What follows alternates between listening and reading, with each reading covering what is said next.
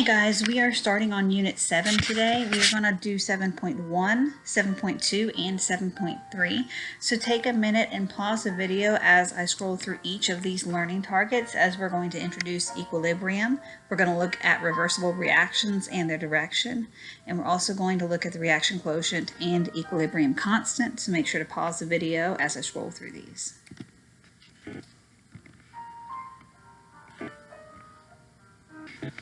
So the first thing I want to do here is take you through the types of reversible reactions that we can have.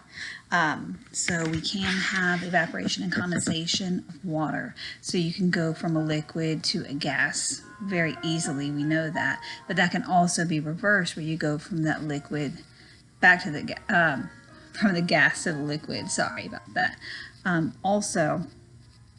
That can also happen here. When you look here, you can go dissolving a salt and it being dissolved into water, becoming aqueous, but you can also precipitate that back out. When you cool that liquid back off, you can precipitate it back into a solid. So those things can go both ways.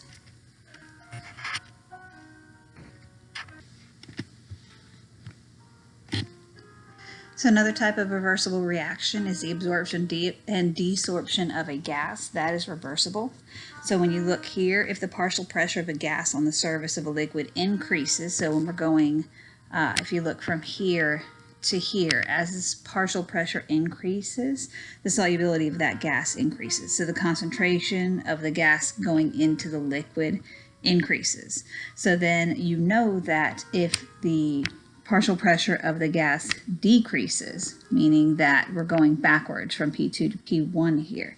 If it decreases, then the concentration of the gas of the solution is going to decrease again. So you're going to have some of the gas coming back out of here.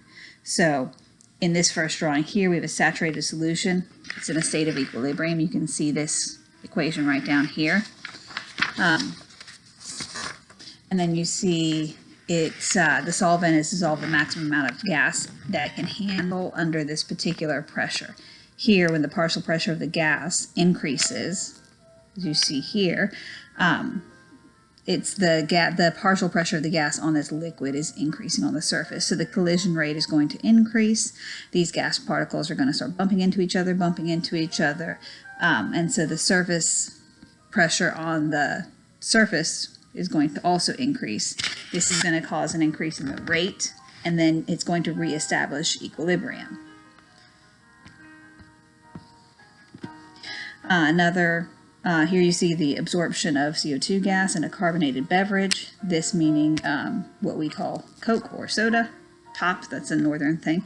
Anyway, beverages can be carbonated by increasing the partial pressure when you put the lid on there, on the surface of the liquid. And then when you take that lid off, the gas starts to fall out of the liquid and the partial pressure decreases. So it's going to start leaving the solution. So that's another of that type of concept there. All right, another reversible reaction. This is one in biology when we have hemoglobin binding with the oxygen in the lungs, and then you're actually releasing that oxygen later to cells within the organism.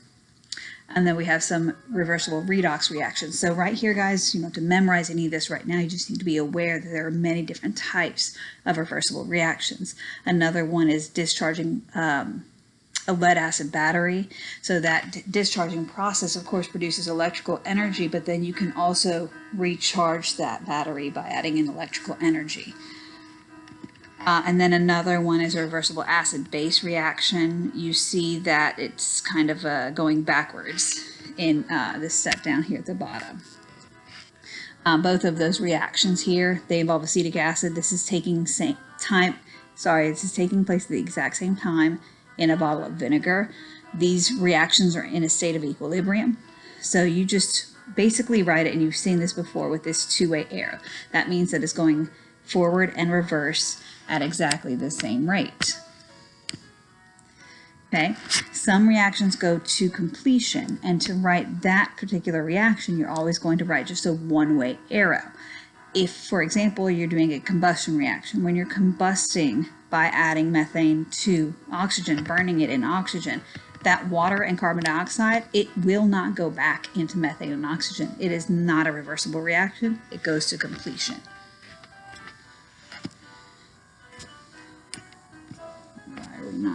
Okay, most reactions don't go to completion. So it's most of your reactions that you're going to see are going to be reversible reactions. Here, for example, all the reactants are not going to get used up. The system is reaching what we call a dynamic state, where the reactants are continually going back into products. So they're going backwards and forwards. This is why we use this two-way arrow, because it's a dynamic process. It's continuing over and over again. Here you can see this really interesting graph. You'll notice that this here on the y-axis is concentration over time. So what we have here is this NO2. As the NO2 is being produced, you notice it starts at 0 because it's a product. We start out with N2O4 because it's a reactant. What's going to happen is as we start to produce NO2, our N2O4 is going to start to decrease a little bit here. We are not going to have equal amounts of the concentrations, okay?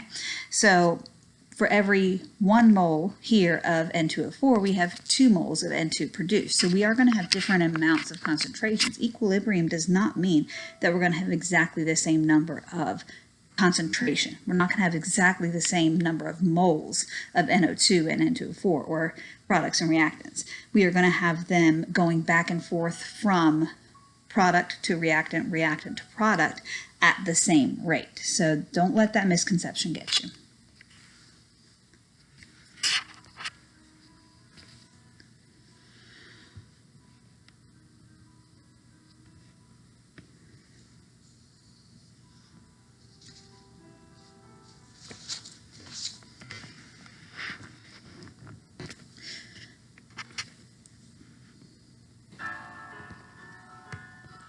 One more note I wanted to make on this slide is that this point just right about here is when it reaches equilibrium. This is when these 2 lines here become steady, when their concentration does not increase or decrease. This is because they are producing the products and the reactants at the same rate. So just take note of that. This is very important. Now this here is an entirely different graph. Again, please take note what is on the y and the x-axis. So over time, the rate of the reaction is actually going to become the same because the reactant, here's your reaction, NO2 is becoming N2O4 at the same exact rate that N2O4 is becoming NO2. So the reaction rates are directly proportional to the concentration. So in the beginning, you have NO2, which is very low. It had a very low rate of reaction. But as you produce, as NO2 is produced by the decomposition of N2O4, the concentration of the NO2 is going to increase. And the concentration of the N2O4 is going to decrease. And you'll see that in the concentration graphs. And you'll notice, though, that this is here when we hit equilibrium is when these rates become the same. The rate of the forward reaction is exactly the same as the rate of the reverse reaction. This one's pretty self-explanatory. When the rate of the forward reaction is more than the rate of the reverse reaction, there is definitely going to be a net conversion of reactants into products. It's going to proceed to the right.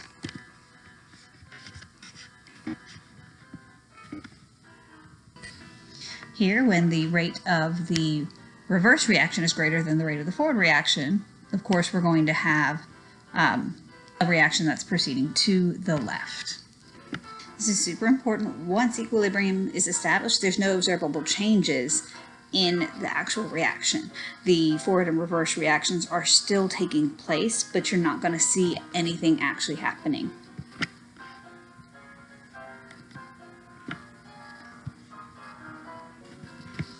Also, true equilibrium is going to be maintained only in a closed system. The volume and the temperature cannot change. The concentration of the products cannot change. The concentration of the reactants cannot change. If you add anything, any new species, if you change the temperature, all of those things, of course, are going to affect the reaction rates and affect the equilibrium.